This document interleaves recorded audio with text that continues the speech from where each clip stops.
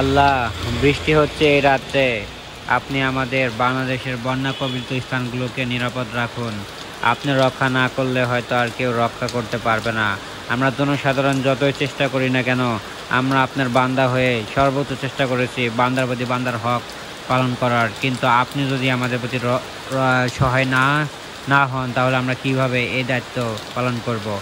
আমরা আমাদের দেশের প্রতিটা স্থান থেকে নিজেদের সাধ্য অনুসারে চেষ্টা করে যাচ্ছি এবং করব ইনশাআল্লাহ। যতই ভারত আমাদের উপরে বিভিন্নভাবে আমাদের কষ্ট বাড়িয়ে দিক বা এরকম বাঁধ খুলে দিয়ে বন্যার সৃষ্টি করুক, আমরা আমাদের ঈমান হারা হয়নি।